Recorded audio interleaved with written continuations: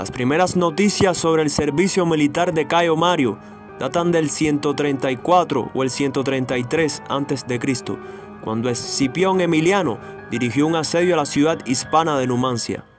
Plutarco se refiere explícitamente a la guerra numantina como la primera campaña en la que participó Mario.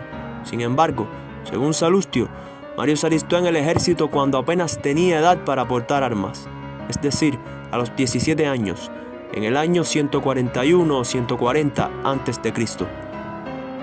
Mario encajaba bien con las largas marchas y luchas encarnizadas. Fue un excelente soldado y pronto ascendió a oficial. En ese caso, en Numancia debió haber sido un militar experimentado y con cierto mérito.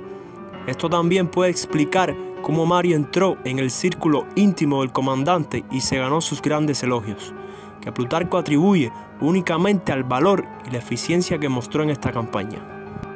Cierta vez, peleando con un enemigo, le quitó la vida en presencia del general, por lo que además de otros honores que éste le concedió en cierta ocasión mientras cenaban, conversaban acerca de los generales y uno de los presentes preguntó a Escipión, ya fuera porque dudase o porque quisiera hacer la pregunta, cuál sería el general y primer caudillo que después de él tendría el pueblo romano. Hallándose Mario sentado a su lado, le pasó suavemente la mano por la espalda y le respondió, quizás este. En el año 109 a.C., tras la infame derrota de Aulo Póstumio Albino a manos del rey Yugurta, Roma intensificó la acción militar en Numidia. El cónsul Quinto Cecilio Metelo dirigía el ejército local y había elegido como su legado a Cayo Mario. Quizás Metelo planeó utilizar la experiencia de este último en la lucha contra el movimiento guerrillero que había ganado en Hispania.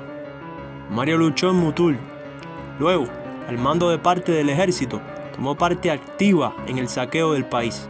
En Sica, rechazó un ataque de la fuerza principal de Yugurta, y en la gran batalla de Sama, salvó el campamento romano.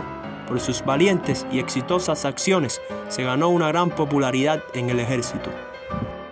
Pero Mario no tenía intención de aumentar la fama de Metelo, sino que veía la guerra como una forma de llegar a la cúspide de su carrera, el consulado, y estaba dispuesto a romper abiertamente con su comandante y patrón cuando le resultara ventajoso.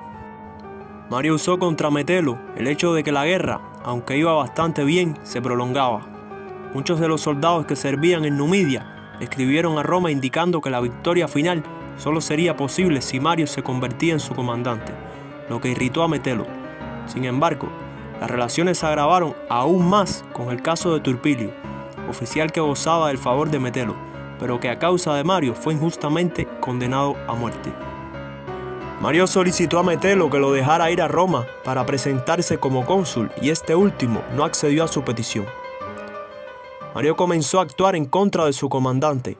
Hizo campaña contra él entre los soldados y los comerciantes romanos de Numidia, acusando a Metelo de prolongar deliberadamente la guerra y afirmando que él mismo capturaría rápidamente a Yugurta y a la mitad del ejército.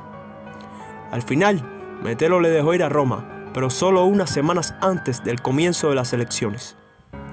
Mario era un hombre muy popular cuando llegó a Roma, porque contaba con el apoyo de una parte importante de la plebe y de los équites. Cayo Mario fue nombrado por la Asamblea Popular comandante en África. Continuaba la campaña y Mario siguió saqueando el país, mientras dejaba a sus soldados con todo el botín y los endurecía poco a poco en escaramuzas menores. Capturó la importante ciudad de Capsa, donde se almacenaban los tesoros de Yugurta, y después de esto el Senado le prorrogó el mando para el año siguiente.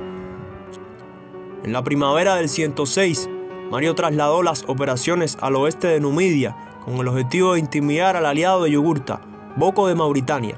Aquí ocupó una serie de fortalezas importantes. Mientras tanto, el enemigo había retomado Sirta, y cuando el ejército romano se dirigió a reconquistar esa ciudad, fue atacado por Yugurta y Boco. Mario fue expulsado a las colinas, pero al amanecer atacó repentinamente al ejército contrario mientras dormía y lo derrotó.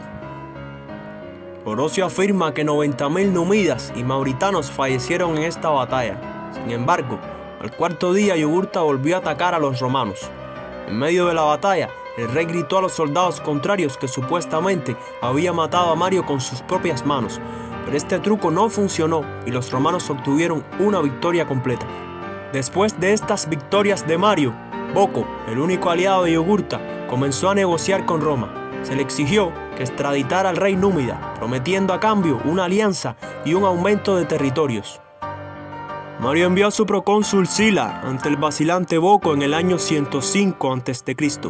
Este pudo obtener la extradición de Yugurta y lo entregó a su comandante, lo que significó el fin de la guerra. Antes de finalizar el año, Mario se ocupó de organizar un nuevo orden en la región. Entregó Numidia Occidental a Boco, convirtió en rey de Numidia Oriental al hermano de su enemigo Gauda, suprimió los últimos focos de resistencia y concedió a varios de sus aliados la ciudadanía romana y tierras. El 1 de enero del año 104 a.C., Mario tuvo un triunfo en Roma, tras el cual Yugurta fue ejecutado.